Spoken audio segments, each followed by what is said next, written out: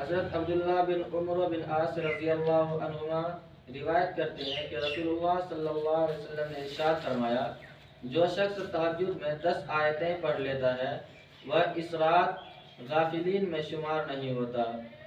جو 100 آیتیں پڑھ لیتا ہے اس کا شمار عبادت گزاروں میں ہوتا ہے، اور جو 1000 آیتیں پڑھ لیتا ہے وہ ان لوگوں میں شمار ہوتا ہے جن کو قنطار برابر ثواب ملتا ہے۔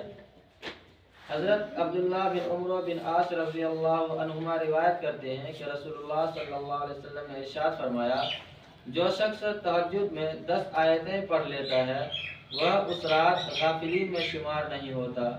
جو 100 آیتیں پڑھ لیتا ہے اس کا شمار عبادت گزاروں میں ہوتا ہے، اور جو 1000 آیتیں پڑھ لیتا ہے وہ ان لوگوں میں شمار ہوتا ہے جن کو قنطار برابر ثواب ملتا ہے۔ اس کا کہنے کا مطلب یہی ہے اس حدیث کا کہ جو قرآن شریف پڑھنے کے لیے صحیح سے جانتا ہے نا، تو اگر وہ تہجد کی نماز پڑھتا ہے رات میں، سمجھ میں آیا، تہجد کی نماز پڑھتا ہے اور کتنی آیت پڑھتا ہے، وہ 10 آیتیں پڑھتا ہے قرآن شریف کا، تو اس کا شمار کیا؟ غافل۔ غافل کا مطلب ہوتا ہے جو لوگ غفلت میں رات کو گزارتا ہے تو اس میں اس شخص کا کیا ہوگا؟ شمار نہیں کیا جائے گا۔ اور جو رات میں 100 آیتیں پڑھتا ہے تو اس کا کس میں شمار کیا جاتا ہے؟ کس میں اس شخص کی گنتی کی جاتی ہے؟ عبادت گزاروں میں، جو خود عبادت کرتا ہے۔ اور جو 1000 آیتیں پڑھتا ہے نا تو ان لوگوں میں شمار ہوتا ہے جن کو قنطار برابر کا ثواب ملتا ہے، ان لوگوں میں اس شخص کا مطلب نام لیا جاتا ہے۔ پھر دوسری حدیث سنو۔ حضرت ابو ہریرہ رضی اللہ عنہ سے روایت ہے کہ رسول اللہ صلی اللہ علیہ وسلم نے ارشاد فرمایا، قنطار 12,000 اوقیہ کا ہوتا ہے۔ 1000 وقیہ زمین و آسمان کے درمیان کی تمام چیزوں سے بہتر ہے۔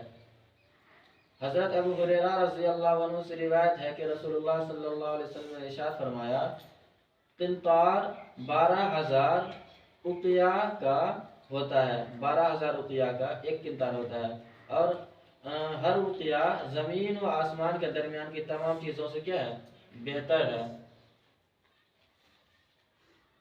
حضرت ابو ہریرہ رضی اللہ عنہ سے روایت ہے کہ رسول اللہ صلی اللہ علیہ وسلم نے ارشاد فرمایا، اللہ تعالیٰ اس شخص پر رحمت فرمائے جو رات کو اٹھ کر تہجد پڑھے، پھر اپنی بیوی کو بھی جگائے اور وہ بھی نماز پڑھے، اور اگر نیند کے غلبہ کی وجہ سے وہ نہ اٹھی تو اس کے منہ پر پانی کا ہلکا سا چھینٹا دے کر جگا دے۔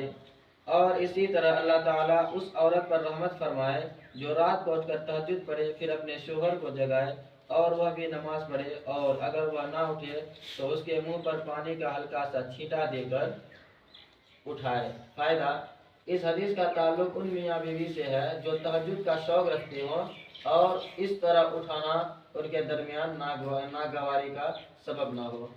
اللہ تعالی ہم سب کو پہلے سے عمل کی توفیق عطا فرمائے۔